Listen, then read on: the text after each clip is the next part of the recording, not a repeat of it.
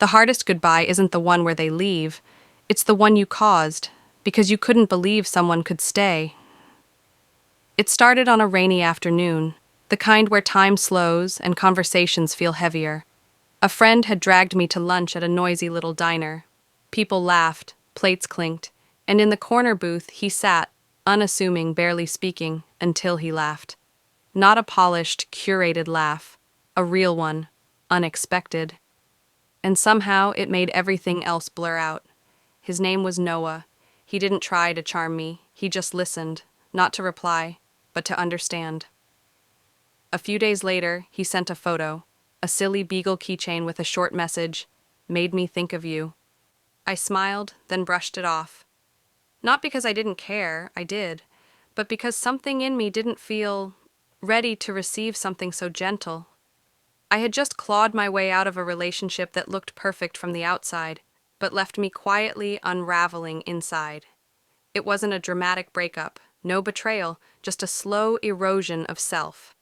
So when Noah came along, steady, sincere, asking for nothing, I didn't know what to do with it. He didn't push. He'd just send me songs he thought I'd like, ask how my day was, make space without expectation. Eventually, I said yes to dinner. A cozy little place with candlelight and clinking glasses. He held the door, kept his phone away, looked at me like I was someone worth hearing, and I panicked. I'd learned to associate love with effort, uncertainty, overthinking, but Noah offered something else, something terrifying in its simplicity: peace. So I held back, laughed at the wrong moments, changed the subject when things got real, hid the parts of myself still bruised. He noticed. Of course he did. One evening, after dinner, he stopped walking, looked me in the eye, and said, "You don't have to hide with me. I'm not here to hurt you." I smiled. I said nothing, because a part of me still believed kindness came with a catch. Then came the rooftop, twinkling lights, soft music, the kind of setting you imagine when you think, maybe this is it. He reached for my hand, asked how my week had been, and really listened, like my voice was the only thing that mattered in the world. Then he said it, quiet, unwavering, "I care about you." And I shut down. I laughed, deflected, said, "You're amazing, but I'm just not ready." I watched his face fall, just a little. His smile stayed, but his eyes dimmed. He nodded, paid the bill, and before leaving said gently, "Take care of yourself." And just like that, he was gone.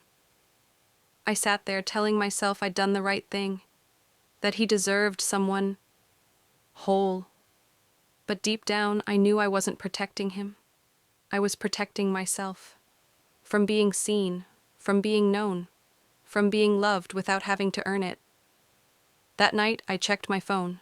No messages, no memes, no little reminders of him. The next morning, still nothing. Days passed, then weeks. And one day, at the market, I saw him, across the street, holding someone else's hand. She looked at him the way I never let myself look, and he looked free. He didn't stop caring. He just stopped waiting, because eventually people choose peace, and love doesn't always leave in anger. Sometimes it leaves in silence, when it realizes it will never be fully received. So if someone sees you, truly sees you, and your first instinct is to run, pause. Because sometimes "I'm not ready" isn't the truth, it's fear. And sometimes the person you let go is the one who would have stayed, if only you'd believed you were worth staying for. Would you like me to generate a voiceover pacing guide or turn this into a storyboard for video production?